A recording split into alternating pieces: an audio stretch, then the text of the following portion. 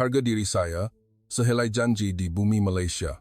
Pada usia 26 tahun, saya menerima harga saya, tepatnya RM100,000. Jumlah wang yang dapat menyelamatkan ibu saya.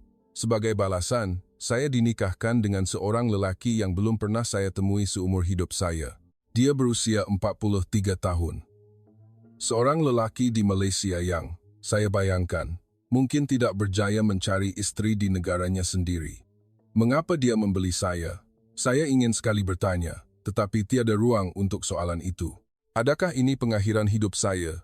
Namun, pada hakikatnya, ini hanyalah permulaan. Sedikit peringatan kepada semua, subscribe dan like sentiasa menjadi dorongan besar. Anda sedang mendengar dari mana? Tinggalkan komen di bawah.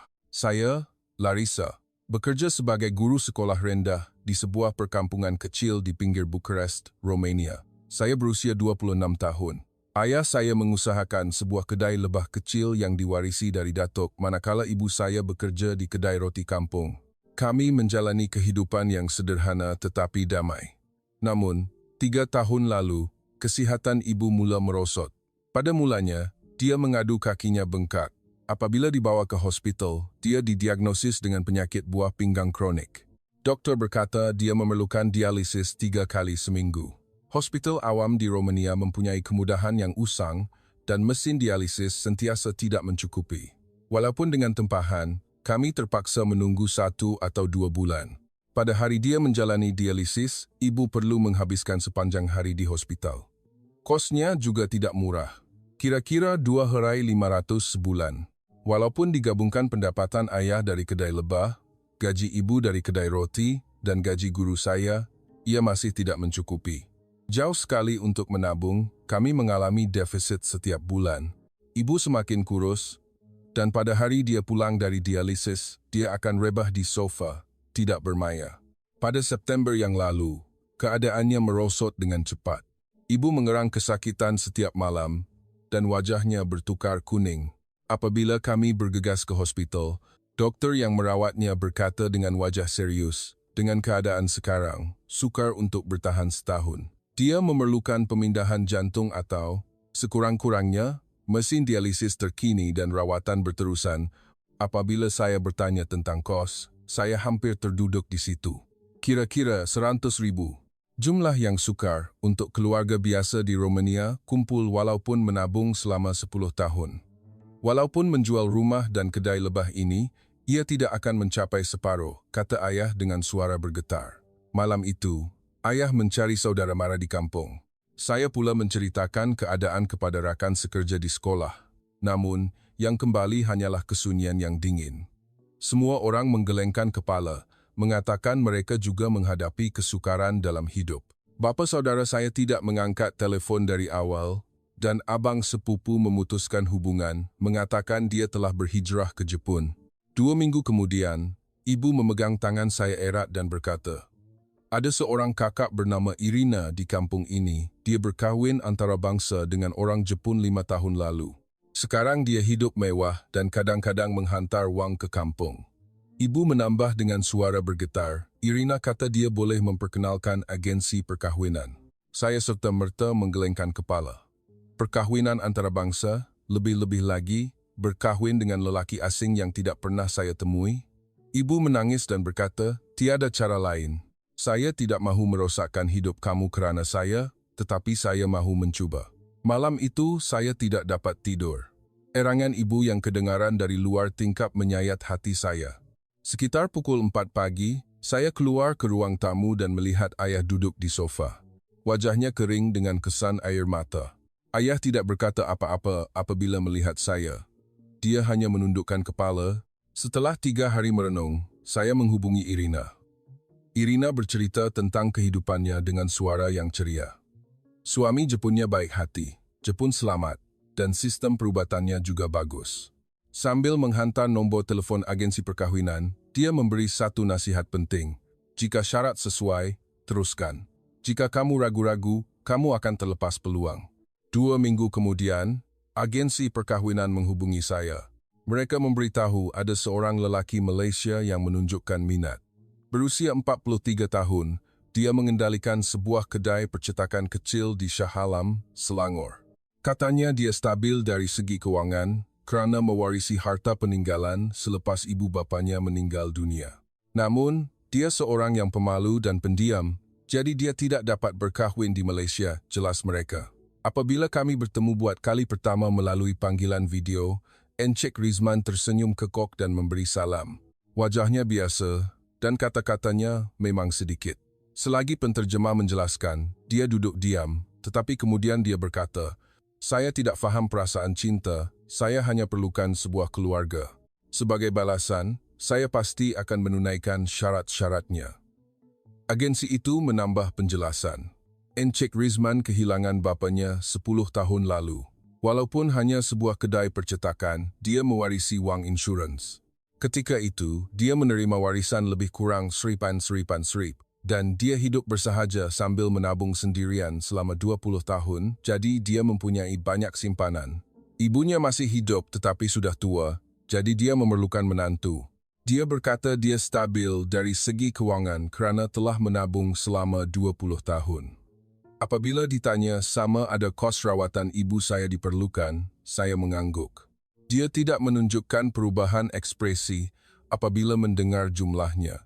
Dia hanya berkata, "Saya faham. Dia akan menghantar wang sebaik sahaja berkahwin." Dan dia menambah, "Saya bukan orang yang suka berbohong." 2 minggu kemudian, saya menyiapkan dokumen di Kedutaan Malaysia di Romania. Tangan saya bergetar ketika menandatangani sijil perkawinan. Adakah ini perkara yang betul? Adakah saya menjual diri saya sekarang? Tetapi wajah ibu terbayang di fikiran.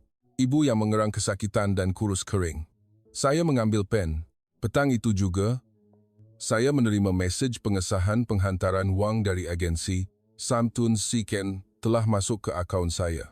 Ibu segera dimasukkan ke Hospital University Bucharest dengan wang itu dan 2 hari kemudian, dia mula menerima rawatan dengan mesin dialisis terkini. Doktor berkata keadaannya akan bertambah baik jika dia menerima rawatan secara konsisten. Sebulan kemudian, saya menaiki penerbangan ke lapangan terbang antarabangsa Kuala Lumpur Clear. Beg saya hanya sebuah beg roda. Ayah menghantar saya ke lapangan terbang dan tidak berkata sepatah pun. Dia hanya menepuk bahu saya. Ibu yang terbaring di hospital mengucapkan selamat tinggal melalui panggilan video. "Pastikan kamu bahagia. Maafkan saya." Dia terus menangis. Saya melihat keluar tingkap pesawat dan berfikir, kemana saya pergi sekarang? Sebuah negara yang tidak pernah saya kunjungi, seorang anak perempuan yang dijual kepada seorang lelaki yang tidak pernah saya cintai. Itulah realiti saya. Saya tiba di lapangan terbang antarabangsa Kuala Lumpur Clear lewat petang. Keluar dari balai ketibaan, Encik Rizman berdiri di sana. Di tangannya, dia memegang kertas bertulis nama saya. Dia menunduk kekok memberi salam, persis seperti yang saya lihat dalam panggilan video. Sambil memerhati belakangnya menuju ke tempat letak kereta selepas mengambil bagasi, saya mula menyedari realiti. Dia kini suami saya. Setelah memandu selama 1,5 jam, kami tiba di hadapan Pangsapuri di Shah Alam Selangor. Ia adalah tingkat 2 sebuah bangunan 3 tingkat. Apabila kami menaiki tangga, pintu terbuka dan seorang wanita tua keluar. Itu Ibu Encik Rizman, Hajah Aminah. Dia kelihatan seperti lewat 60 konon, tetapi wajahnya tegang. Dia memandang saya dari atas ke bawah, hanya memberi salam ringkas dan masuk ke dalam. Rumah itu lebih sempit daripada yang saya sangka. Ia mempunyai 2 bilik, ruang tamu, dan dapur bersambung. Encik Rizman menunjukkan bilik saya, yang hanya mempunyai katil kecil dan almari pakaian. Kertas dindingnya usang dan terkopek di sana-sini, dan yang kelihatan dari tingkap hanyalah bangunan bertentangan. Masa makan malam adalah yang paling sukar. Masakan yang disediakan oleh ibu mertua adalah nasi, lauk pauk Melayu, dan di tengah-tengah meja ada sejenis hidangan yang melekit dan berwarna coklat kehitaman. Ia adalah sambal belacan dan tempoyak. Bau tempoyak menusuk hidung saya. Baunya sangat kuat. Sesuatu yang tidak pernah saya hidu di Romania. Saya memegang sudu, tetapi tidak lalu untuk menelan. Ibu mertua mengeluh melihat saya. Encik Rizman cuba menjelaskan sesuatu, tetapi saya tidak faham sepatah pun bahasa Melayu. Dia menghidupkan aplikasi penterjemah di teleponnya. "Makan perlahan-lahan, lama-kelamaan akan biasa," katanya. Namun, saya hanya makan sedikit dan meletakkan sudu. Ibu mertua berkata sesuatu, tetapi Encik Rizman tidak menerjemahkannya. Kemudian saya faham, ia bermaksud, cita rasa pun susah ya. Malam itu, saya masuk ke bilik dan membongkar beg saya. Apabila membuka beg roda, keluar roti dan keju Romania yang diletakkan oleh ibu. Melihatnya, air mata saya mengalir. Apa ini? Di mana saya berada sekarang dan apa yang saya lakukan? Saya memeluk bantal dan menangis tanpa mengeluarkan suara. Keesokan harinya, rutin harian bermula. Encik Rizman pergi bekerja pada pukul 7 pagi, dan saya tinggal di rumah berdua dengan ibu mertua. Ibu mertua mula mengemas dari pagi. Dia menyerahkan kain buruk kepada saya dan menyuruh saya melakukan sesuatu. Apabila saya tidak faham, dia menerangkan dengan isyarat tangan. Ia adalah untuk membersihkan tandas. Selepas selesai membersihkan tandas, dia menunjukkan pakaian yang hendak dicuci pula. Dia seolah-olah bertanya sama, ada saya tahu cara menggunakan mesin basuh. Saya mengangguk. Namun, semua butang mesin basuh bertulis dalam bahasa Melayu. Saya cuba menekan sana-sini, akhirnya hanya melakukan bilasan 3 kali. Ibu mertua datang berlari dan memarahi saya dengan suara yang kuat. Makan tengah hari adalah sup yang tidak habis semalam. Ibu mertua memanaskan dalam microwave dan menghidangkannya di meja makan. Perut saya lapar, tetapi saya masih tidak dapat membiasakan diri dengan baunya. Saya makan sedikit dan meletakkan sudu lagi. Ibu mertua menghela nafas panjang dan mengemas pinggan. Pada petang itu, saya menelepon Romania dari bilik saya. Ibu menjawab. Suaranya lebih ceria. Dia berkata dia menerima rawatan yang baik dan badannya sudah banyak pulih. Apabila ditanya sama ada saya sihat, saya berbohong. Ya, saya sihat, jangan risau. Selepas meletakkan telefon, saya berasa lebih sunyi. Melihat keluar tingkap, orang ramai hidup sibuk. Semua orang kelihatan mempunyai tujuan. Saya pula terasa terkurung di sini. Petang itu, Encik Rizman pulang. Dia memegang beg plastik di tangan, ia adalah roti. Roti keping dan roti krim yang dibeli dari kedai serbaneka. Dia menghidupkan aplikasi penterjemah dan berkata, saya beli ini kerana kamu tidak sesuai dengan masakan Malaysia. Saya mengucapkan terima kasih, tetapi sebahagian hati saya sakit. Adakah ini belas kasihan? Seminggu berlalu. Setiap hari sama, Encik Rizman pergi bekerja. Saya tinggal di rumah bersama ibu mertua, mengemas, mencuci pakaian, dan membasuh pinggan. Kerana tidak faham bahasa, ibu mertua sering bercakap dengan suara yang kuat.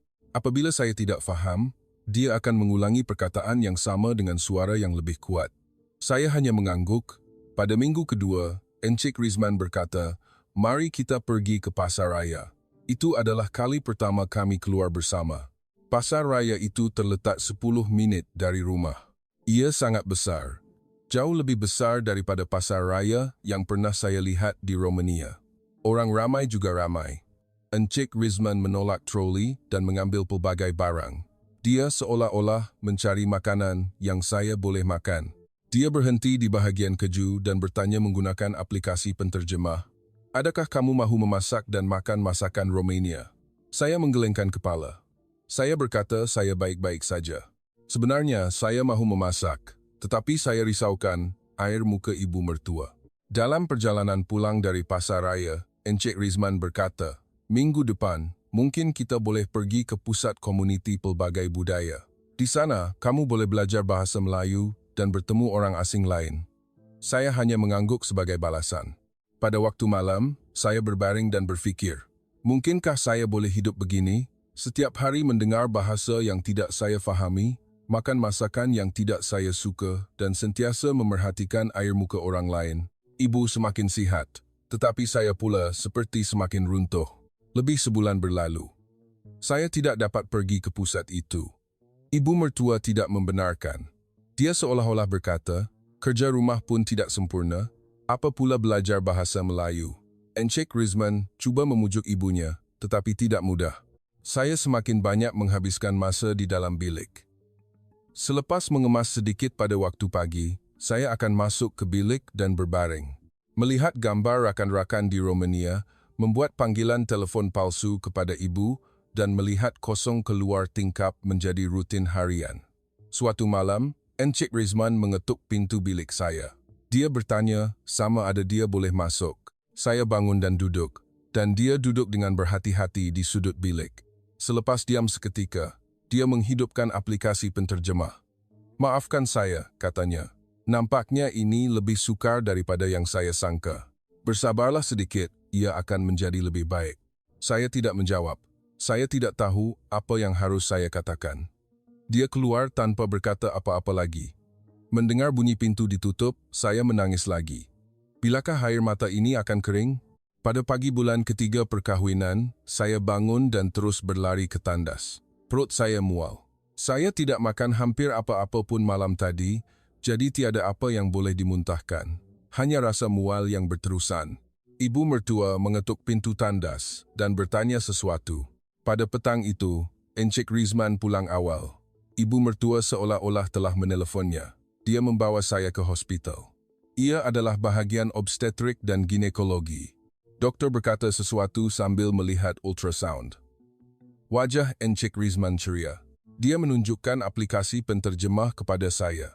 Ia tertera, hamil 6 minggu. Di dalam kereta dalam perjalanan pulang ke rumah, suasana senyap. Encik Rizman memegang steering dan kadang-kadang menggerling ke arah saya. Dia seolah-olah ingin mengatakan sesuatu tetapi tidak membuka mulut. Saya juga tidak berkata apa-apa. Kehamilan, saya tidak dapat membayangkan melahirkan anak di negara asing. Ibu mertua, mendengar berita itu, wajahnya sedikit mengendur. Dia menyediakan makan malam dengan lebih teliti daripada biasa. Ia adalah bubur. Makan ini, ia mudah dihadam, jelas Encik Rizman. Saya menghabiskan semangkuk penuh.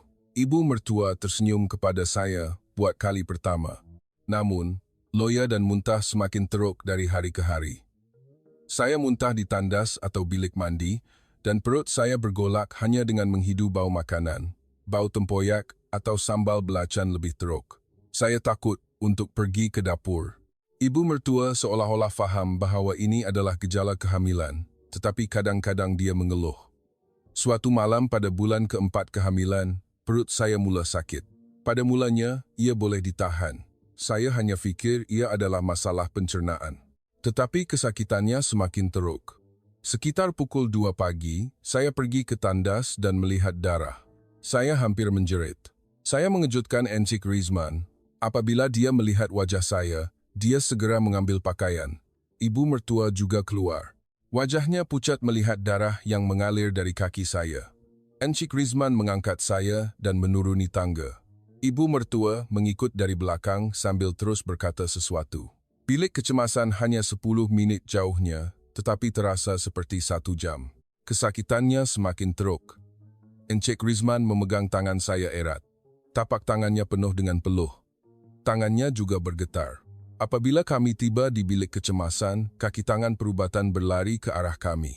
Mereka membaringkan saya di katil dan bertanya pelbagai soalan. Encik Rizman menjawab bagi pihak saya. Saya segera dipindahkan ke bilik pemeriksaan ultrasound. Doktor melihat monitor dan membuat wajah serius. Dia menjelaskan sesuatu kepada Encik Rizman. Wajah Encik Rizman pucat apabila dia keluar ke koridor. Dia menghidupkan aplikasi penterjemah. Diagnosis keguguran terancam, katanya. Jantung bayi masih berdegup, tetapi pendarahan teruk dan berbahaya. Kamu mesti dimasukkan ke hospital sekurang-kurangnya seminggu dan berehat mutlak. Malam itu, saya dimasukkan ke ward. Saya berbaring sambil menerima drip, dan Encik Rizman duduk di kerusi di sebelah. Ibu mertua pulang ke rumah dan berkata dia akan datang lagi pada waktu pagi. Ward itu sunyi. Hanya bunyi langkah jururawat yang kadang-kadang kedengaran di koridor. Sambil melihat Encik Rizman tertidur, saya berfikir, dia juga pasti letih. Isteri asing yang tidak faham bahasa, hamil, dan tiba-tiba dibawa ke bilik kecemasan. Namun, dia tidak pernah menunjukkan rasa jengkel. Dia hanya duduk di sisi saya dalam diam. Pada hari ketiga, ibu mertua membawa bubur. Dia membawanya dalam bekas makanan. Encik Rizman berkata dia membawanya kerana bimbang saya tidak sesuai dengan makanan hospital. Ibu mertua duduk di sisi katil saya dan menyuapkan bubur ke mulut saya dengan sudu. Saya tidak pasti sama ada dia risaukan cucunya atau saya, tetapi pandangannya telah berubah. Pada malam kelima, Encik Rizman bercakap di telefon di koridor. Suaranya kuat. Dia kelihatan marah. Apabila dia kembali ke Wat, dia terduduk di kerusi. Selepas diam seketika, dia menghidupkan aplikasi penterjemah. Ibu berkata ini berlaku kerana menantu tidak dijaga dengan baik, katanya. Saya memarahi ibu. Keesokan harinya, ibu mertua datang ke Wat. Wajahnya tegang. Dia keluar ke koridor bersama Encik Rizman dan bercakap selama lebih dari 30 minit. Suara mereka yang meninggi kedengaran hingga keluar pintu. Encik Rizman juga berkata sesuatu dengan suara yang kuat. Wajah Encik Rizman merah apabila dia kembali ke Wat. Tangannya bergetar. Selepas duduk di sisi katil seketika, dia memegang tangan saya.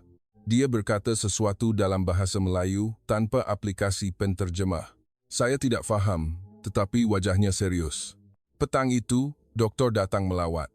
Dia berkata pendarahan telah berhenti dan degupan jantung bayi stabil. Dia berkata saya boleh keluar dalam 2 hari lagi, tetapi menekankan bahawa rehat mutlak di rumah juga diperlukan. Pada hari saya keluar hospital, ibu mertua keluar ke hadapan rumah. Dia memegang tangan saya dan berkata sesuatu. Encik Rizman menterjemahkannya. Maafkan saya. Mulai sekarang saya akan melayani kamu dengan baik, katanya. Air mata bertakung di mata ibu mertua. Sejak hari itu, suasana di rumah berubah. Ibu mertua tidak membenarkan saya melakukan kerja rumah. Dia hanya berkata, berehatlah di dalam bilik. Dia juga menghantar makanan ke bilik saya. Dia menyediakan lauk sayur-sayuran yang ringan secara berasingan sebagai ganti hidangan jeruk. Apabila Encik Rizman pulang dari kerja, dia akan masuk ke bilik saya dan menceritakan hariannya. Dia menunjukkan setiap patah perkataan melalui aplikasi penterjemah. Hari ini kedai percetakan mendapat pesanan besar. Makan tengah hari saya makan nasi ayam. Dalam perjalanan pulang, saya membeli suplemen di farmasi. Itu adalah cerita-cerita yang ringkas, tetapi saya tidak berasa sunyi. Lebih sebulan berlalu, dan saya keluar ke ruang tamu. Ibu mertua sedang menyediakan makan malam. Apabila saya masuk ke dapur, dia terkejut.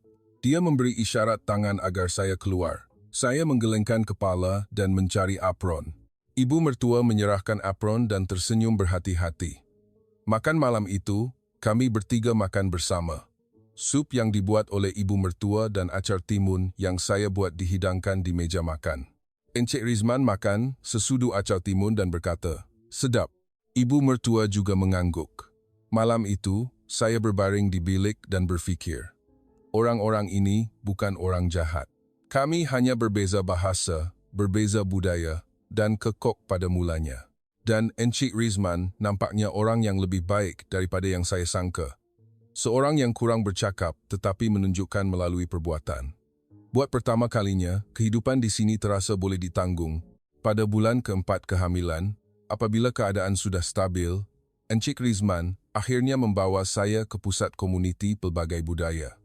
Ibu mertua juga tidak lagi membantah. Pusat itu terletak berhampiran pejabat Majlis Bandaraya Shah Alam. Seluruh tingkat 2 bangunan itu adalah pusat tersebut. Pada hari pertama, kaunselor yang saya temui adalah seorang wanita berusia pertengahan 30-an. Dia bercakap bahasa Melayu dengan perlahan dan jelas.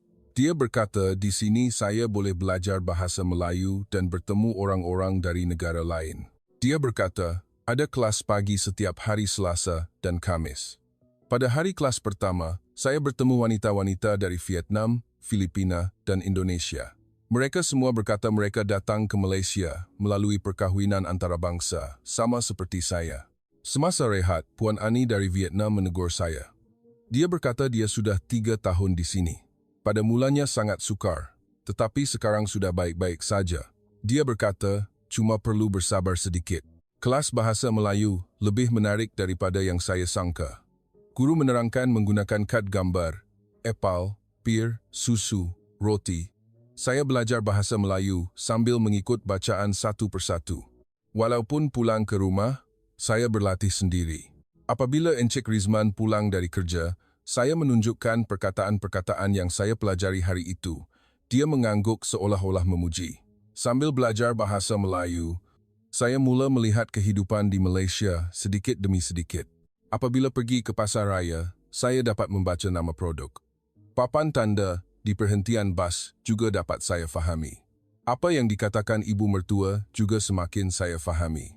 Pada bulan ke-7 kehamilan, saya pergi ke klinik obstetrik dan ginekologi untuk pemeriksaan rutin. Dokter membuat wajah terkejut sambil melihat ultrasound. Dia berkata sesuatu kepada Encik Rizman. Encik Rizman menghidupkan aplikasi penterjemah, tetapi tangannya bergetar. Kembar, katanya. 2 lelaki. Saya memberitahu ibu mertua apabila kami pulang ke rumah. Ibu mertua menjerit kegembiraan. Dia mengambil telefon dan menghubungi saudara mara. Saya dapat 2 cucu. Anak lelaki pula. Dia berbangga. Untuk makan malam, dia menyediakan hidangan istimewa, nasi lemak ayam istimewa. Malam itu, saya berbaring dan membelai perut saya. 2 anak. Saya akan menjadi ibu kepada 2 anak di negara asing ini. Ia menakutkan, tetapi pada masa yang sama, saya juga teruja. Adakah ini benar-benar akan menjadi rumah saya? Pada bulan ke-8 kehamilan, perut saya menjadi sangat besar, sukar untuk berjalan. Suatu petang, perut saya tiba-tiba mengeras dan sakit. Ia adalah gejala kontraksi. Ibu mertua memanggil ambulans. Ambulans tiba dalam masa 5 menit. Anggota paramedik membawa saya menaiki pengusung dan bergegas ke hospital. Di bilik kecemasan, dokter memeriksa dengan cepat. Mereka menyuntik ubat untuk menahan kontraksi dan memasukkan saya ke wad. Encik Rizman berlari dari pejabatnya. Dia masuk ke wad sambil tercungap-cungap dan memegang tangan saya erat. Dokter berkata, jika saya dimasukkan ke hospital selama seminggu, saya akan baik-baik saja. Saya terkejut dengan sistem hospital. Jururawat datang setiap 2 jam untuk memeriksa keadaan. Doktor membuat rondaan setiap pagi. Degupan jantung bayi sentiasa dipantau pada monitor. Ini adalah sesuatu yang tidak dapat dibayangkan di hospital Romania. Ibu mertua datang melawat setiap hari. Dia memasak makanan di rumah. Mie, bubur, atau telur dadar, hidangan yang boleh dimakan walaupun tiada selera. Sambil duduk di wad dan melihat ibu mertua yang memegang tangan saya berfikir, dia juga risaukan saya. Seminggu kemudian, saya dibenarkan keluar hospital.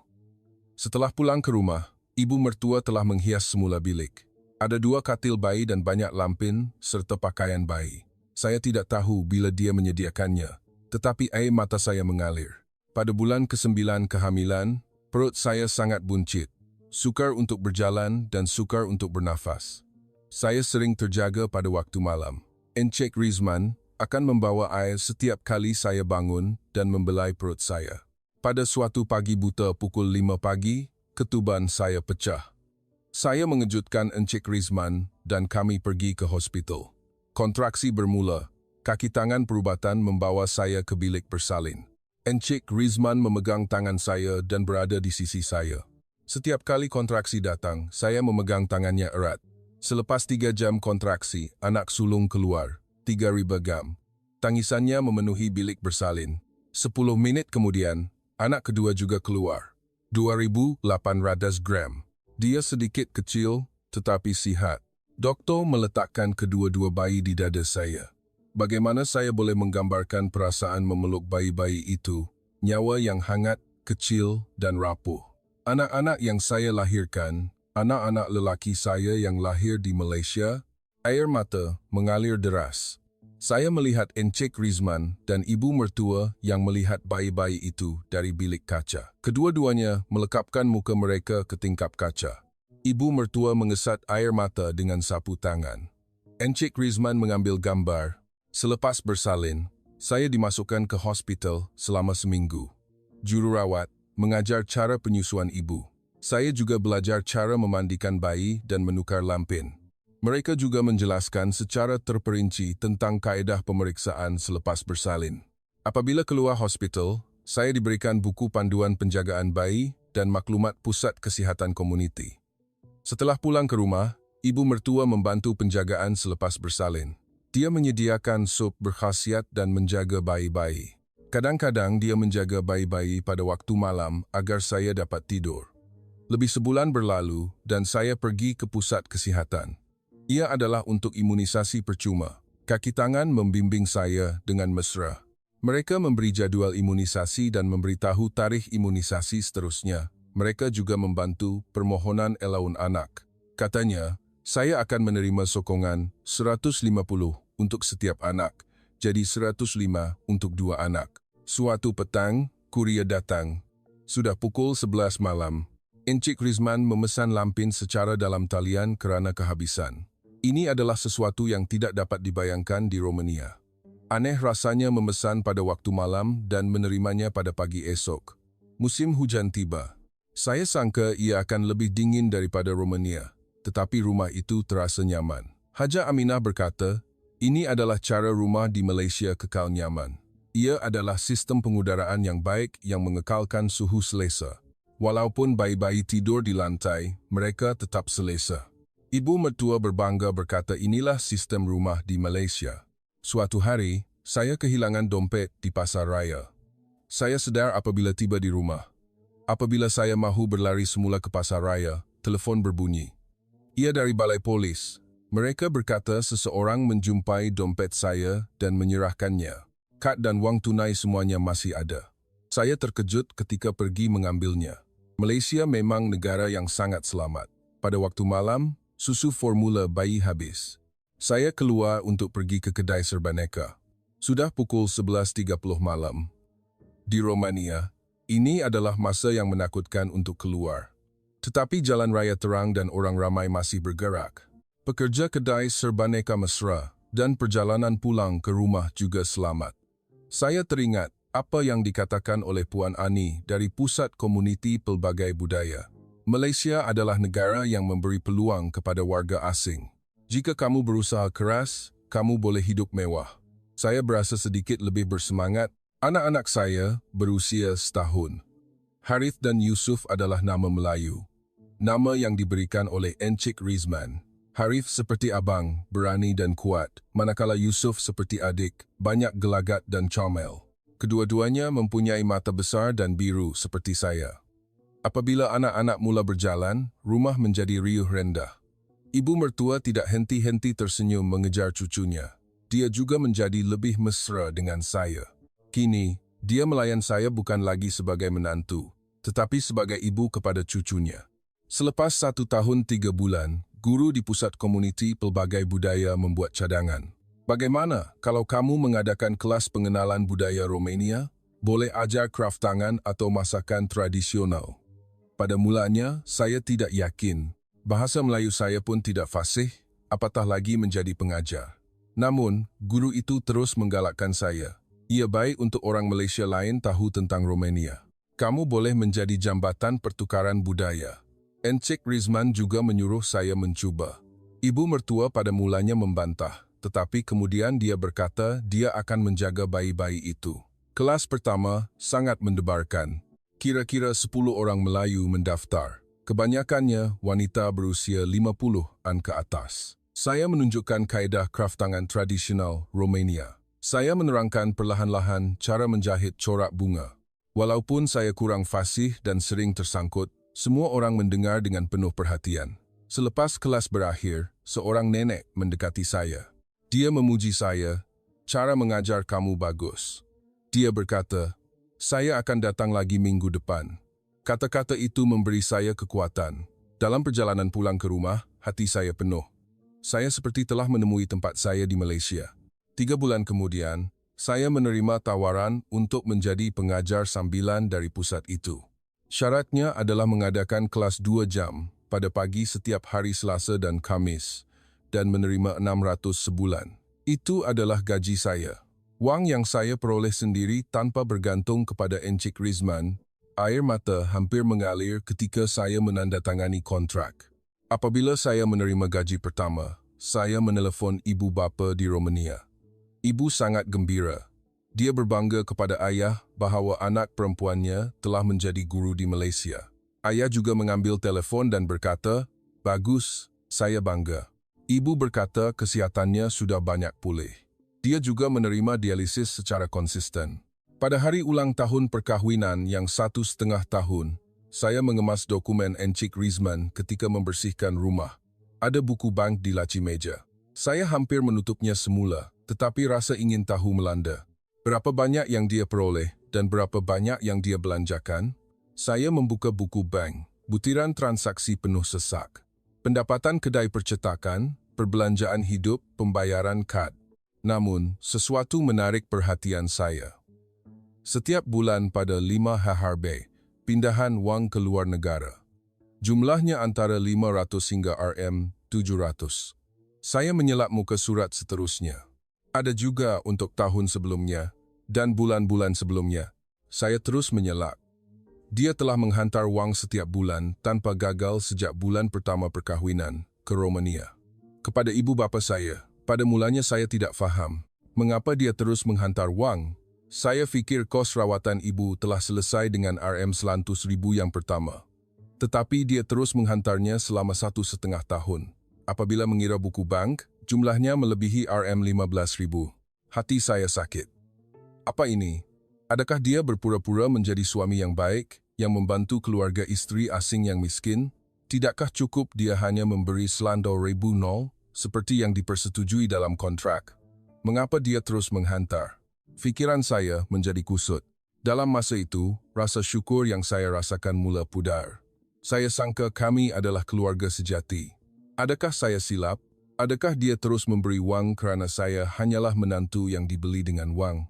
Petang itu, Encik Rizman pulang. Seperti biasa, dia mengangkat anak-anak dan tersenyum. Dia bertanya, bagaimana hari saya? Saya tidak menjawab. Saya pergi ke dapur dan membasuh pinggan. Beberapa hari berlalu, saya berfikir untuk bertanya kepada Encik Rizman, tetapi tidak mampu membuka mulut. Apa yang akan saya katakan jika saya bertanya? Dia pasti akan berkata, tentu saja saya perlu membantu. Atau, kerana kasihan. Saya semakin tidak selesa berinteraksi dengan Encik Rizman. Jika dia tersenyum, saya akan membalas dengan senyuman paksa. Jika dia bercakap, saya akan menjawab ringkas. Encik Rizman pasti perasan perubahan saya. Dia bertanya jika ada apa-apa, tetapi saya berkata tiada apa-apa. Ibu mertua melihat saya dengan wajah kehairanan. Dia seolah-olah memberitahu Encik Rizman bahawa menantunya tidak tersenyum kebelakangan ini. Encik Rizman bertanya melalui aplikasi penterjemah. Tolong beritahu apa yang tidak selesa. Saya menggelengkan kepala. Tiada apa-apa. Saya cuma letih. Sukar membesarkan anak-anak. Itu bohong. Saya tidak dapat menyatakan sebab sebenar. Pada malam itu, saya berbaring sendirian di bilik dan berfikir. Adakah ibu bapa saya di Romania tahu bahawa suami saya terus menghantar wang? Ibu tidak pernah menyebutnya apabila dia menelepon. Dia hanya berkata dia menerima rawatan berkat program sokongan perubatan Malaysia. Keesokan harinya, saya menelepon ibu. Saya bertanya dengan hati-hati, bagaimana ibu membayar kos rawatan kebelakangan ini? Ibu menjawab, ada program sokongan dari kerajaan Malaysia hampir percuma. Rizman yang mencarikannya dan mendaftarkannya. Sokongan kerajaan Malaysia. Itu bohong. Encik Rizman menghantar wang dengan wangnya sendiri. Tetapi dia menipu dengan mengatakan itu adalah sokongan kerajaan Malaysia. Mengapa? Mengapa dia perlu melakukan sejauh itu? Selepas meletakkan telefon, saya menangis. Saya marah. Saya tidak suka dikasihani. Saya tidak suka dilayan seperti warga asing yang miskin. Apa yang saya inginkan adalah sebuah keluarga, bukan seseorang yang memberi sedekah. Sejak hari itu, saya menjaga jarak dari Encik Rizman. Kami tinggal di rumah yang sama, tetapi hati saya menjauh. Dia pasti tidak tahu alasannya. Setiap hari dia melihat saya dengan wajah kekok. Dia terus bertanya apa masalahnya, tetapi saya tidak menjawab. Saya menumpukan perhatian kepada kuliah di Pusat Komuniti Pelbagai Budaya. Bilangan pelajar meningkat dan saya membuka satu lagi kelas. Pusat pembelajaran sepanjang hayat juga menghubungi saya. Mereka mahu saya mengadakan kelas di sana juga. Sibuk bekerja seolah-olah dapat membuat saya tidak berfikir. Suatu hari, Encik Rizman memegang tangan saya. Wajahnya serius. Dia menunjukkan melalui aplikasi penterjemah. Jika saya melakukan kesalahan, tolong beritahu. Jika saya boleh membetulkannya, saya akan betulkan. Saya menepis tangannya. Kamu tidak melakukan kesalahan apa-apa. Ini masalah saya seorang. Encik Rizman kelihatan terluka. Malam itu, saya menidurkan anak-anak dan melihat keluar tingkap. Pemandangan malam syah, alam kelihatan. Lampu-lampu Pangsapuri bersinar. Saya telah tinggal di sini selama 1,5 tahun. Saya telah melahirkan anak dan mula bekerja. Namun, saya masih terasa seperti orang asing. Pengantin perempuan yang dibeli dengan wang. Warga asing yang dikasihani. Itulah identiti saya, nampaknya. Minggu depan, saya menerima berita bahawa ibu bapa saya di Romania akan datang ke Malaysia. Encik Rizman berkata dia telah menghantar tiket penerbangan. Ia adalah pertemuan semula selepas 2 tahun. Daripada perasaan gembira, perasaan bercampur baur lebih dahulu muncul. Adakah saya boleh meluahkan hati yang sesak ini kepada ibu bapa? Atau patutkah saya berpura-pura tidak tahu? Seminggu sebelum ibu bapa datang, rumah menjadi sibuk. Ibu mertua membuat pelbagai persiapan. Dia membersihkan bilik tamu dan membeli selimut baru. Dia juga mencari bahan-bahan masakan Romania di pasar raya. Menyambut ibu bapa menantu seolah-olah menjadi acara besar. Encik Rizman menyesuaikan jadual kerjanya. Dia mengambil cuti 2 minggu untuk ibu bapa saya. Dia juga telah merancang laluan lawatan di Kuala Lumpur. Menara berkembar Petronas, KLCC, Bukit Bintang. Katanya banyak tempat menarik untuk ditunjukkan dan dia sangat bersemangat. Saya dalam keadaan yang rumit. Ibu bapa yang saya akan temui selepas 2 tahun. Saya rindu mereka. Tetapi pada masa yang sama, saya berasa tidak selesa. Adakah mereka tahu Encik Rizman terus menghantar wang? Patutkah saya bertanya? Atau patutkah saya berpura-pura tidak tahu? Pada pagi hari kami pergi ke lapangan terbang, Encik Rizman memakai suit. Itu adalah kali pertama saya melihatnya begitu. Biasanya dia selalu memakai seluar jeans dan baju teh. Rambutnya juga disisir kemas. Ibu mertua juga mengeluarkan baju kurung terbaiknya dan memakainya. Saya juga memilih pakaian terbaik saya. Perjalanan ke Clear mengambil masa 1,5 jam. Kami menunggu di hadapan balai, ketibaan dengan membawa anak kembar dalam kereta sorong. Orang ramai berduyun-duyun keluar. Saya memanjangkan leher mencari ibu bapa. Ketika itu, ibu kelihatan berjalan keluar sambil memegang lengan ayah. Saya terpaku di tempat. Itu ibu saya, tetapi bukan ibu yang sama. 2 tahun lalu, ibu yang saya lihat kurus dan pucat. Dia sukar berjalan. Namun, ibu yang berjalan keluar sekarang berbeza. Wajahnya berseri. Langkahnya bertenaga. Dia kelihatan berisi dan sihat. Seolah-olah penyakitnya telah sembuh sepenuhnya. Ibu melihat saya dan mula menangis. Dia berlari ke arah saya dan memeluk saya erat. Dia terus berkata sesuatu dalam bahasa Romania. Saya rindu kamu, anak perempuan saya. Saya juga menangis. Saya menangis di dada ibu sebentar. Ayah juga mendekat. Dia kelihatan semakin tua, tetapi wajahnya ceria. Dia menitiskan air mata melihat cucunya. Encik Rizman memberi salam. Ayah memegang tangan Encik Rizman dengan kedua-dua belah tangan. Dia berkata, terima kasih dalam bahasa Melayu. Dalam perjalanan pulang ke rumah dengan kereta, ibu bapa melihat keluar tingkap dengan kagum. Bangunan-bangunan tinggi, jalan raya yang luas, lalu lintas yang teratur. Ayah terus kagum. Ibu tidak melepaskan tangan saya. Apabila tiba di rumah, kami membongkar barang dan makan tengah hari. Hidangan yang disediakan oleh ibu mertua memenuhi meja. Nasi lemak, satai, laksa, rendang. Ibu berkata sedap dan terus makan. Dia tersenyum sepanjang makan. Pada petang itu, saya berbual berdua dengan ibu di bilik. Kami bertukar cerita tentang apa yang berlaku selama 2 tahun ini. Ibu berkata, dia menerima rawatan dialisis secara konsisten. Kesihatannya sudah banyak pulih. Katanya, kini dia boleh pergi membeli belas sendirian. Saya bertanya dengan hati-hati, bagaimana ibu membayar kos rawatan? Ibu menjawab, ada program sokongan kerajaan Malaysia, hampir percuma. Rizman yang mencarikannya. Kata-kata itu menyakitkan hati saya. Ternyata itu bohong. Bukan sokongan kerajaan Malaysia, tetapi Encik Rizman yang menghantar wang dengan wangnya sendiri. Ibu juga tidak tahu. Selepas makan malam, ayah berbual dengan Encik Rizman di beranda. Mereka berdua kelihatan berbincang serius. Saya melihat ayah menundukkan kepala dan Encik Rizman melambaikan tangan menolak. Malam itu, saya pergi ke bilik ibu bapa. Ibu duduk di atas katil. Apabila melihat saya, dia memberi isyarat tangan agar saya duduk di sebelahnya. Selepas berdiam seketika, dia membuka mulut. "Larissa, ada sesuatu yang perlu ibu beritahu." Suara ibu bergetar. "Sebenarnya, itu bukan sokongan kerajaan Malaysia. Suami kamu yang menghantar wang setiap bulan. Sejak awal lagi." Saya hampir menjawab, "Saya tahu," tetapi saya menutup mulut. Ibu terus bercerita.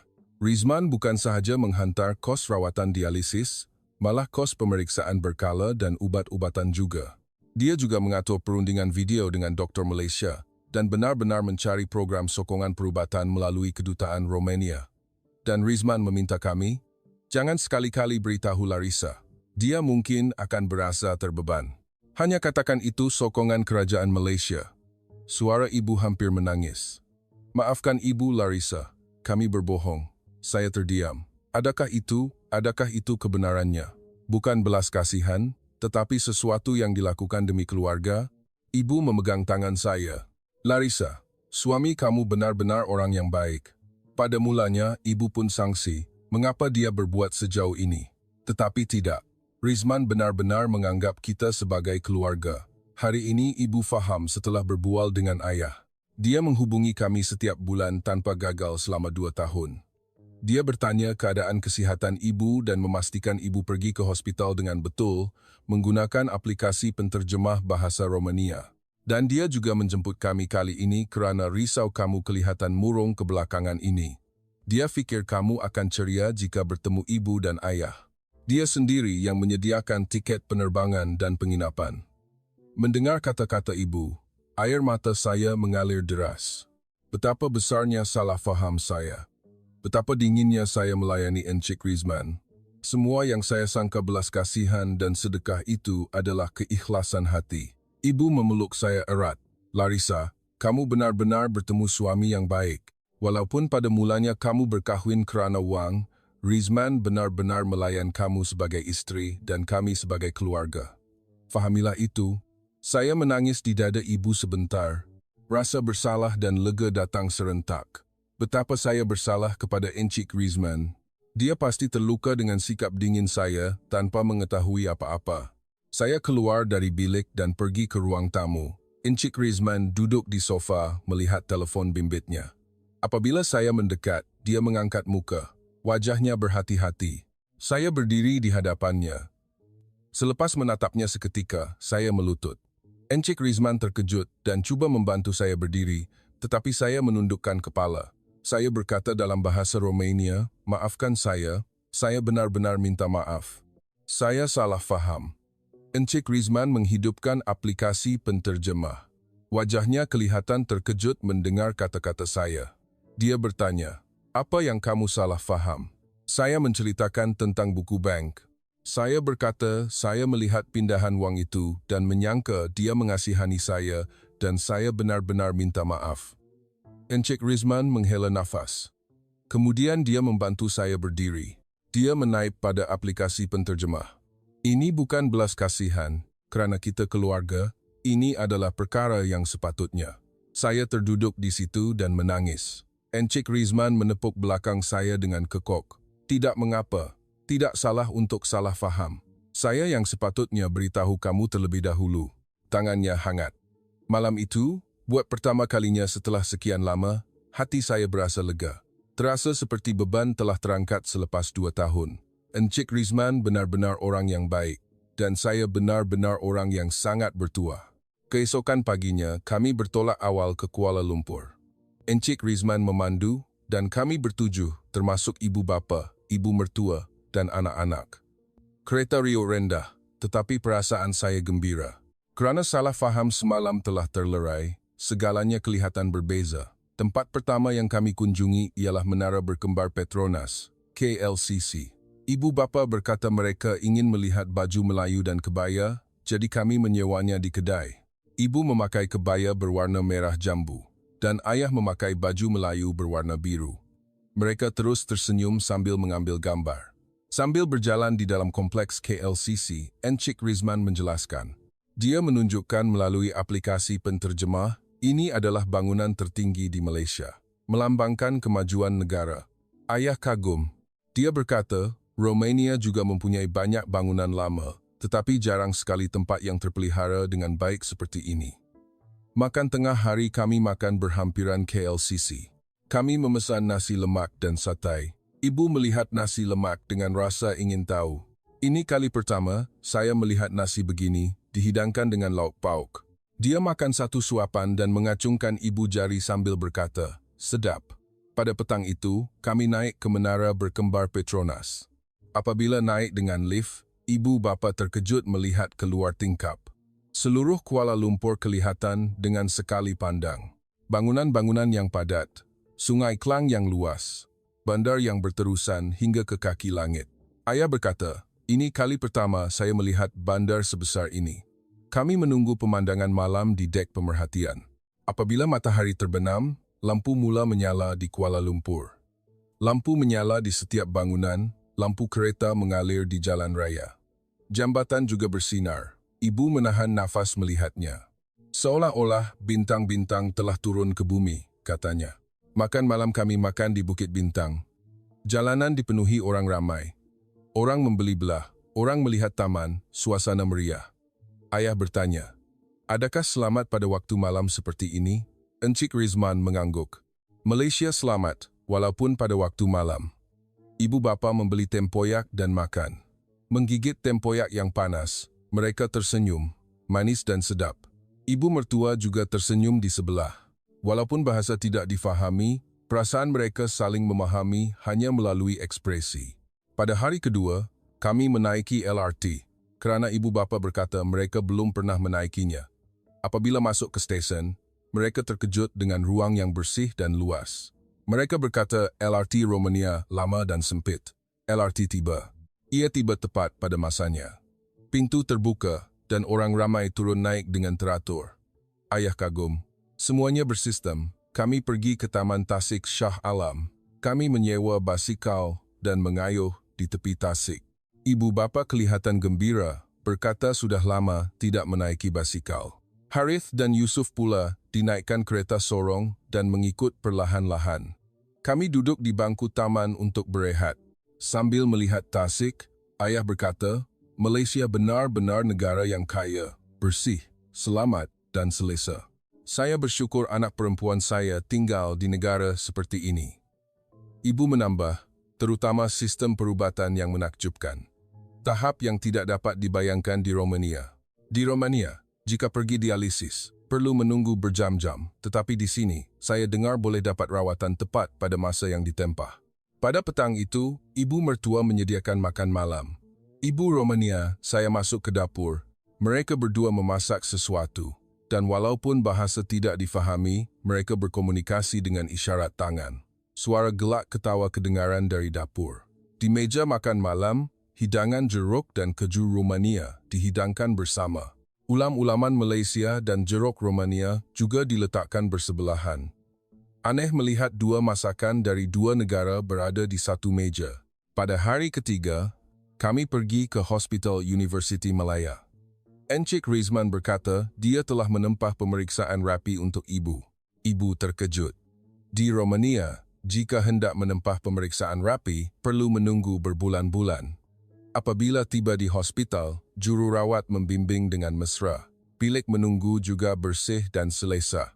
Dalam masa 15 minit, kami masuk ke bilik pemeriksaan. Doktor memeriksa keadaan ibu dengan teliti. Ujian darah, ujian air kencing, ultrasound, hasilnya keluar dalam masa 1 jam. Doktor berkata dengan senyuman. Encik Rizman menterjemahkan, "Fungsi buah pinggang sudah banyak pulih. Jika terus dijaga begini, kekerapan dialisis boleh dikurangkan." Ibu menitiskan air mata. 2 tahun lalu, dia diberitahu mungkin tidak dapat hidup setahun, tetapi kini dia boleh menjadi sihat. Ayah memegang tangan ibu. Selepas keluar dari hospital, ayah memegang tangan Encik Rizman. Dia terus berkata sesuatu dalam bahasa Romania. Encik Rizman menghidupkan aplikasi penterjemah. Ayat yang muncul di skrin berbunyi, "Kamu adalah penyelamat nyawa anak perempuan dan istri saya. Saya tidak akan lupakan sepanjang hayat." Encik Rizman melambaikan tangan menolak. "Kerana kita keluarga, itu adalah perkara yang sepatutnya." Ayah menggelengkan kepala. "Ini bukan perkara yang sepatutnya. Tiada sesiapa di dunia ini yang akan berbuat sejauh ini. Kamu benar-benar orang yang baik.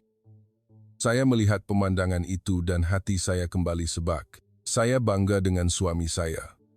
Seorang yang pendiam dan sedikit kekok, tetapi hatinya paling hangat. Pada waktu petang, ibu mertua memberi ibu bapa Romania saya jeruk. Dia meletakkannya dalam bekas dan berkata, "Makan ini apabila pulang ke Romania." Ibu Romania mengucapkan terima kasih dan memegang tangan ibu mertua. Ibu mertua menunjukkan melalui aplikasi penterjemah, "Terima kasih kerana membesarkan menantu saya dengan begitu baik. Larissa benar-benar anak yang baik. Saya juga menganggapnya seperti anak perempuan saya mulai sekarang." Ibu Romania menangis. Ibu mertua juga memerah mata. Mereka berdua berpelukan. Walaupun bahasa tidak difahami, hati mereka saling memahami. Seminggu berlalu, dan hari ibu bapa bertolak tiba. Kami menghantar mereka ke lapangan terbang. Kami mengucapkan selamat tinggal di pintu masuk pelepasan. Ibu bergilir-giliran memeluk Harith dan Yusuf sambil menangis. "Cepatlah besar, nenek akan datang lagi." Ayah berjabat tangan dengan Encik Rizman. Jabat tangan yang lama. Air mata mengalir dari mata ayah. Mata Encik Rizman juga memerah. Saya memeluk ibu bapa erat. Saya akan datang lagi tidak lama lagi.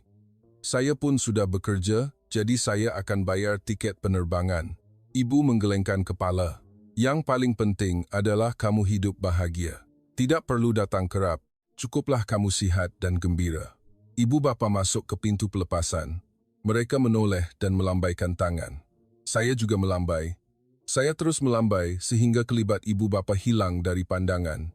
Dalam perjalanan pulang ke rumah dengan kereta, Encik Rizman berkata, "Ibu bapa kamu orang yang sangat baik, sama seperti Larissa." Saya tersenyum. Encik Rizman juga diterima oleh ibu bapa saya. Malam itu, saya berbaring di bilik dan berfikir. Saya teringat kali pertama saya datang ke sini 2 tahun lalu. Semuanya asing, menakutkan, dan sunyi. Saya fikir saya adalah anak perempuan yang dijual. Tetapi sekarang berbeza. Ini adalah rumah saya, Encik Rizman adalah suami saya, dan ibu mertua adalah keluarga saya. Malaysia adalah negara yang memberi saya peluang. Negara tempat anak-anak saya lahir. Negara yang menyelamatkan nyawa ibu bapa saya. Romania adalah tanah air saya. Tetapi Malaysia telah menjadi rumah saya. 5 tahun berlalu. Harith dan Yusuf kini berusia 7 tahun. Mereka bersekolah rendah dan menggunakan bahasa Melayu dan Romania bercampur-campur. Mereka bercakap bahasa Melayu dengan nenek dan bahasa Romania dengan saya. Aneh melihat anak-anak menggunakan 2 bahasa dengan fasih secara semula jadi. Saya telah menjadi pensyarah tetap di pusat pembelajaran sepanjang hayat komuniti. Saya mengadakan kelas budaya Romania 2 jam pada pagi 3 hari seminggu. Pelajar saya melebihi 30 orang. Saya mengajar bukan sahaja kraf tangan tradisional, tetapi juga masakan, musik, dan sejarah. Gaji saya sebulan adalah RM1.500. Wang yang saya peroleh dengan usaha saya sendiri. Saya juga bertanggung jawab sebagai perunding di pusat komuniti pelbagai budaya. Tugas saya adalah memberi nasihat dan bantuan kepada isteri-isteri asing yang baru datang.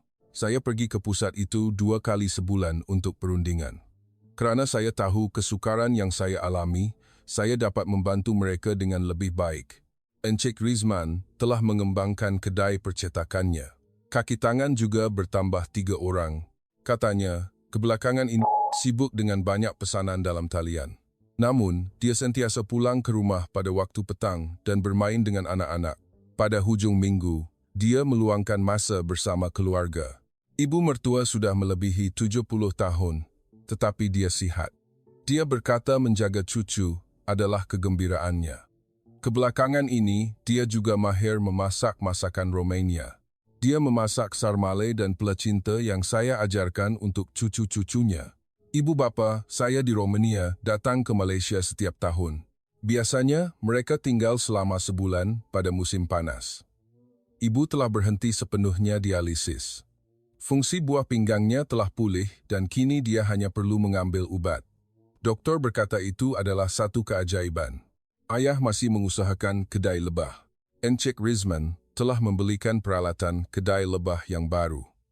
Katanya, kini pengeluaran madu telah meningkat dan dia menjualnya di kampung. Dia tersenyum berkata, dia juga menabung wang saku untuk cucu-cucunya. Minggu lalu, Pusat Komuniti Pelbagai Budaya menghubungi saya. Katanya, ada seorang istri baru dari Uzbekistan yang memerlukan perundingan. Namanya Nai, berusia 24 tahun. Dia berkata dia datang ke Malaysia 3 bulan lalu. Saya bertemu Nai di bilik perundingan. Wajahnya muda dan matanya bengkak. Saya seperti melihat diri saya di masa lalu. Nai berkata dengan suara yang hampir menangis, saya sangat menderita. Ibu mertua dingin, makanan tidak sesuai, bahasa pun tidak faham. Setiap hari saya hanya menangis di dalam bilik. Saya menyesal datang ke Malaysia. Saya mengangguk. Saya berkata saya faham sepenuhnya. Saya juga sama. Tahun pertama benar-benar sukar. Setiap hari saya menangis dan ingin pulang ke Romania. Saya berkata jujur. Nai melihat saya dengan wajah terkejut. Cikgu juga, tetapi sekarang cikgu kelihatan bahagia. Saya tersenyum. Masa diperlukan, masa untuk saling memahami dan menyesuaikan diri. Saya berkata kepada dia, ibu-ibu mertua di Malaysia bukan orang jahat. Mereka cuma tidak tahu bagaimana untuk melayan menantu asing, jadi mereka keliru. Dengan masa, hati mereka akan terbuka. Saya menasihatinya untuk belajar bahasa Melayu. Bahasa yang difahami akan mengurangkan salah faham. Saya mengesyorkan kelas bahasa Melayu di Pusat Komuniti Pelbagai Budaya. Di sana, dia juga boleh bertemu rakan-rakan yang mempunyai pengalaman yang sama. Dan saya berkata, Malaysia adalah negara peluang. Jika kamu bekerja keras, kamu akan diiktiraf. Saya pun sudah menjadi guru, bukan? Nai juga boleh. Saya juga memberitahunya kelebihan Malaysia. Sistem perubatan yang hebat. Selamat pada waktu malam, banyak sokongan untuk penjagaan anak, pengangkutan awam yang mudah, sistem penghantaran yang menakjubkan. Saya cuba memberi harapan kepadanya dengan menjelaskan satu persatu. Nai bertanya, walaupun begitu, pada mulanya cikgu tidak rasa dikasihani? Tidak terfikir bahawa cikgu adalah pengantin yang dibeli dengan wang. Saya berfikir sejenak. Saya menjawab dengan jujur, ya, saya banyak berfikir begitu. Saya juga pernah salah faham apabila melihat butiran buku bank. Saya fikir saya dikasihani, tetapi tidak. Rakyat Malaysia melayan keluarga sebagai keluarga sejati. Walaupun tidak ada ikatan darah, jika kamu keluarga, mereka akan menjaga kamu hingga akhir. Ibu mertua saya pada mulanya dingin. Tetapi sekarang dia melayan saya seperti ibu sendiri. Suami saya adalah orang yang kurang bercakap, tetapi dia menunjukkan melalui perbuatan. Dia menyelamatkan nyawa ibu bapa saya. Saya akan bersyukur sepanjang hayat. Dan saya berkata, Nai juga, bersabarlah sedikit dan bertahanlah, kamu akan bahagia. Tahun pertama adalah yang paling sukar. Tetapi jika masa itu berlalu, tempat ini akan terasa seperti rumah. Percayakan diri kamu. Nai mengesat air mata dan mengangguk. Mendengar cerita cikgu, saya mendapat kekuatan. Saya akan cuba bertahan sedikit lagi. Saya memegang tangan Nai. Apabila sukar, hubungilah saya pada bila-bila masa. Saya akan membantu. Selesai sesi perundingan, saya keluar dari pusat. Pemandangan Bandar Shah Alam terbentang di hadapan mata. 5 tahun lalu, ketika saya pertama kali datang ke sini, semuanya asing. Bangunan, orang, tulisan. Tetapi sekarang berbeza. Wanita di pasar raya di sudut itu tahu nama saya. Lelaki tua di farmasi itu ingat wajah anak-anak saya. Pengurus kafe itu tahu kopi kegemaran saya. Ini sudah menjadi bandar saya, rumah saya. Romania adalah tempat saya dilahirkan, tetapi Malaysia adalah tempat saya hidup. Tempat anak-anak saya membesar, tempat impian saya menjadi kenyataan. Telepon saya berbunyi. Ia adalah mesej dari Encik Rizman. Makan malam hari ini nak makan apa? Saya akan belikan. Saya tersenyum sambil membalas. Apa-apa pun boleh. Semuanya sedap jika makan bersama. Sambil berjalan pulang ke rumah, saya berfikir. 5 tahun lalu, malam itu, perasaan takut yang saya rasakan ketika tiba di Kelia, pemikiran bahawa saya adalah anak perempuan yang dijual, ketakutan terhadap negara asing. Semua itu kini adalah kenangan. Ia adalah masa yang sukar, tetapi saya tidak menyesal. Kerana masa itu ada, saya berada di sini sekarang. Saya bertemu Encik Rizman, melahirkan anak-anak dan menemui impian baru. Ibu bapa saya juga sihat. Malaysia memberi saya peluang. Ia tidak mendiskriminasi saya sebagai warga asing. Ia mengiktiraf saya jika saya bekerja keras. Tempat saya berdiri sekarang ini adalah bukti. Saya tiba di hadapan rumah. Apabila saya membuka pintu depan, anak-anak berlari ke arah saya. Mama, nenek buat placinta. Harith dan Yusuf memeluk kaki saya. Ibu mertua keluar dari dapur. Sudah pulang? Bagaimana sesi perundingan hari ini? Saya menjawab dengan senyuman. Berjalan lancar. Saya gembira dapat membantu. Di meja makan malam, keluarga berkumpul. Ibu mertua, Encik Rizman, saya, anak kembar, 5 ahli keluarga makan bersama. Hidangan Malaysia dan Romania dihidangkan bersama di meja makan.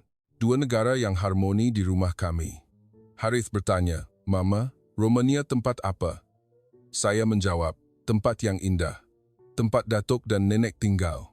Itu juga tanah air kamu. Yusuf bertanya, kalau Malaysia? Saya tersenyum dan berkata, Malaysia adalah rumah kita. Selepas makan, Encik Rizman dan saya keluar ke beranda. Pemandangan malam syah alam kelihatan. Saya teringat kenangan sunyi melihat pemandangan malam ini 5 tahun lalu. Tetapi sekarang berbeza. Di sebelah saya ada Encik Rizman, di rumah ada anak-anak, dan esok ada tempat untuk saya bekerja lagi. Encik Rizman bertanya, Larissa, kamu bahagia? Saya mengangguk. Ya, saya bahagia. Terima kasih kepada kamu. Dia tersenyum kekok. Saya juga bahagia. Terima kasih kepada Larissa. Kami berdiri bersebelahan melihat pemandangan malam. Walaupun tanpa kata-kata, ia menenangkan. Saya suka kesunyian ini. Ketenangan ini hangat. Sudah 7 tahun saya di Malaysia. Pada mulanya, ia adalah negara yang saya datang untuk menyelamatkan ibu saya. Tetapi kini ia adalah negara tempat saya hidup. Negara tempat saya dan keluarga saya bahagia, negara tempat impian saya menjadi kenyataan. Saya ingin memberitahu istri-istri asing yang baru datang, pada mulanya pasti sukar. Mungkin asing, sunyi, dan menakutkan. Tetapi jangan putus asa, bersabarlah sedikit dan bertahanlah. Percayalah kepada hati hangat rakyat Malaysia. Dengan masa, tempat ini akan menjadi rumah kamu. Kamu akan mempunyai keluarga, rakan-rakan, dan impian. Seperti saya, Malaysia adalah negara peluang.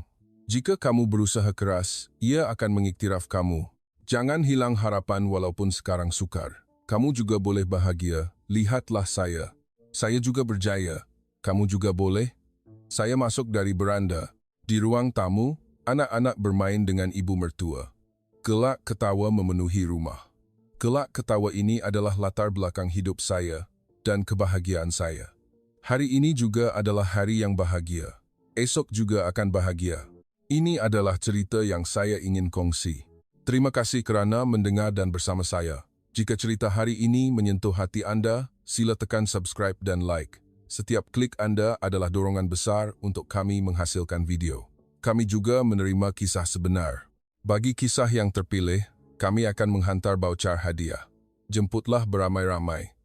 Inilah kisah bunga, seindah bunga, bersinar seperti bintang. Jumpa lagi dalam video yang seterusnya.